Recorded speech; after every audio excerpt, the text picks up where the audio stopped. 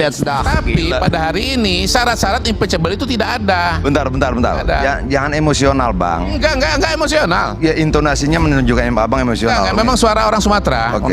Saya juga Sumatera. Nah, sama kalau gitu kita. Oke, dan tidak sekeras itu tentunya. Oke, gini. Ada hukum tata negara, tapi di sisi lain juga ada hukum sejarah. Berapa sih jumlah presiden Indonesia sejak kita merdeka? Berapa? Coba hitung satu-satu. Oke, berapa yang ditumbangkan di tengah jalan? Dalam persentase berapa persen? Oke, dari 7 berapa yang ditumbangkan di tengah jalan? Bung Karno? Pak Harto. Soeharto? Siapa satu lagi? Ya, 3. Kalau 3 dari 7 itu berapa persen? Artinya dari angka-angka itu mungkin nggak terjadi. Mungkin, kata Bang Kodari, ini tinggal 3 bulan lagi. Oh, sejarah selalu bercerita berbeda dengan apa yang kita tuliskan dalam kepala kita. Kenapa? Soeharto itu dilantik tanggal 18 Mei. Tanggal 11 Maret pelantikannya, diturunkannya 21 Mei. Cuma 70 hari. Dia presiden yang diturunkan 70 hari setelah dilantik. Itu impossible bagi banyak orang, tapi dalam kata sejarah terjadi. Politisi Partai Demokrasi Indonesia Perjuangan, Adiana Pitupulu, membuat pengamat politik M. Kodari tidak berkata lagi. Awalnya, Kodari mencoba membela Jokowi dengan mengatakan bahwa impeachment yang akan dilakukan oleh masyarakat tidak mungkin terjadi lantaran masa menjabat Jokowi tinggal menghitung hari. Kodari menganggap bahwa itu adalah hal yang sangat mustahil karena impeachment memerlukan waktu yang cukup lama. Mendengar pernyataan dari M. Kodari tersebut, Adiana Pitupulu membantah. Oke, 1 hari dikeluarkan putusan MK, DPR RI berkonsolidasi membuat balik. Hari berikutnya ratusan ribu orang turun ke jalan. Dari kacamata ilmu pengetahuan susah, tapi sejarah bilang saya akan memilih orang-orang saya sendiri. Mahasiswa akan katakan saya siap menjawab tantangan zaman dan sejarah. Terus apa yang tidak mungkin dalam konteks ini? Mau membantah sejarah? Sejarah kita begitu kok. Mana ada orang bilang dulu Soeharto bisa diturunkan cuma 70 hari setelah dia dilantik. Lalu mungkin nggak kemudian ada orang mau diturunkan 70 hari sebelum turun? Ya mungkin saja dalam konteks sejarah pernah terjadi yang serupa itu. Kita membantah apa gitu loh. Ia lalu memberikan argumen, dalam sejarah Indonesia tidak ada hal yang mustahil. Ia mencontohkan dari 7 presiden yang pernah memimpin Indonesia, 3 diantaranya diturunkan oleh masyarakat. Bahkan Presiden Soeharto baru 70 hari dilantik menjadi presiden. Namun oleh rakyat, Presiden Soeharto berhasil diturunkan. Hal yang sama bisa saja terjadi dengan Presiden Jokowi. Meskipun ia tinggal menunggu hari, jika rakyat berkehendak, Jokowi bisa diturunkan. Hal itu akan menjadi presiden buruk bagi Jokowi karena membuat sejarah buruk di akhir masa jabatannya. Turunnya ratusan ribu mahasiswa ke jalan karena dilatar belakangi dengan kesombongan Jokowi bahwa dengan mengubah undang-undang untuk keluarganya, masyarakat akan diam. Ia pikir masyarakat semua bodoh. Itu loh, dan semua yang tumbang seperti Soeharto itu selalu awalnya kesombongan. Dan yang harus kita lihat, gerakan mahasiswa kemarin memberikan saya satu kesimpulan sederhana. Keberuntungan Jokowi sudah selesai. Selesai. Dia gagal bukan oleh parlemen, dia gagal bukan oleh politisi, dia gagal bukan oleh yang lain, tapi oleh anak-anak muda tak terduga ini. Anak-anak muda tak terduga ini yang membuat rencana itu berantakan, yang membuat balik itu kocar-kacir, yang membuat terpaksa harus merubah KPU lagi. Tunduk mereka. Mereka tunduk tidak pada kekuatan besar yang luar biasa. Ini nih, anak-anak lucu-lucu ini, imut-imut, nggak menakutkan, nggak menyeramkan. Modal mereka bukan senjata dan panser, modal mereka kata-kata dan tulisan. Dan ternyata yang ditakutkan oleh kekuatan itu bukan pistol, bukan senapan, bukan panser, tapi kejujuran kata-kata mereka.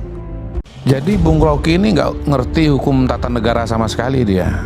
Karena dia bilang bahwa presiden harus turun sekarang. Padahal presiden itu cirinya ya setelah reformasi dan amandemen konstitusi, posisinya itu makin kuat karena dia fixed term selama 5 tahun. Memang dia bisa diimpeach, tapi ada syarat-syaratnya. Nah sekarang syaratnya apa?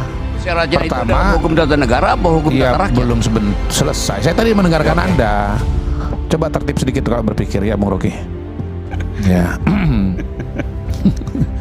Ya itu nggak tertib Anda itu. Saya membiarkan Anda bicara. Saya belum selesai. Anda udah bicara. Dalam hukum tata negara. Ya nggak apa-apa. Nanti aja, nanti ada jawabnya nanti. Setelah saya bicara baru Anda jawab.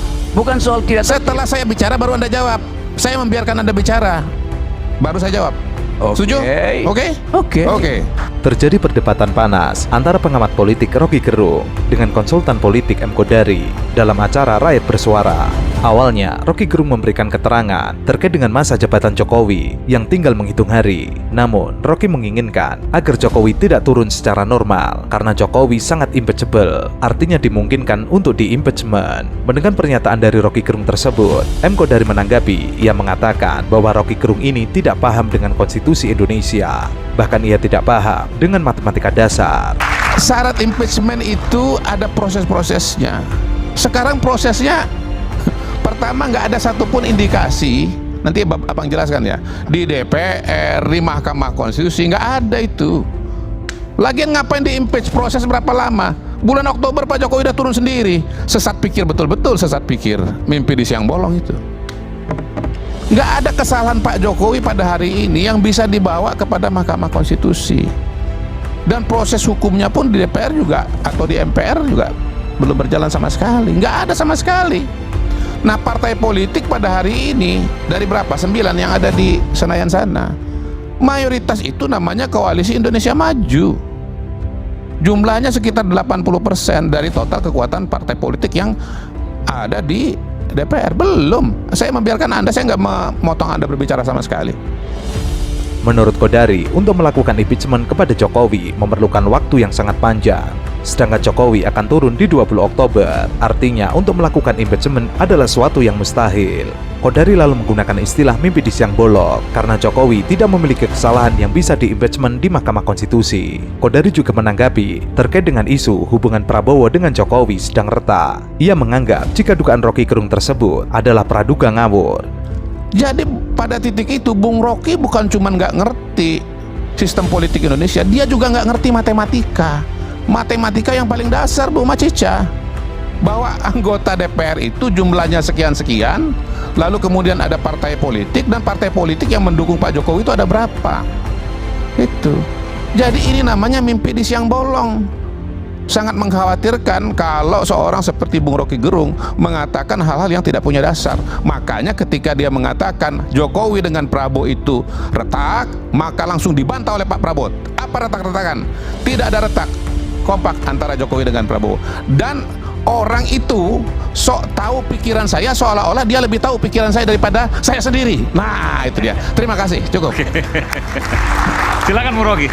Usai Kodari memberikan jawabannya, Rocky Gerung menanggapi Kodari dengan santai. Rocky mengatakan bahwa dirinya tadi tidak sedang mengatakan impeachment, tapi menggunakan istilah impeachable. Artinya memungkinkan untuk di-impeachment. Hal itu ada dalam Undang-Undang Indonesia.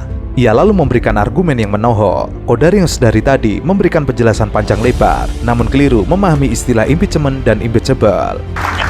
Ambil Prof. Ini orang nggak ngerti bahasa Inggris. Jauh Padahal dia lagi. sekolah di Inggris. Saya ucapkan impeachable, bukan impeachment. Itu aja udah ngaco. Nangkap nggak bedanya antara impeachment dan impeachable? Tunggu, saya tanya dulu, you nangkap nggak? Ya kalau nangkap, artinya you salah kan? Saya ucapkan impeachable, bukan impeachment. Dan itu ada di dalam Undang-Undang Dasar. Dimungkinkan untuk di-impeach. Itu namanya impeachable. Soal impeachment itu materialisasi. Jadi kalau urusan bahasa Inggris saya nggak ngerti, bagaimana saya mau terangkan lebih lanjut? Silakan Prof. Saya kira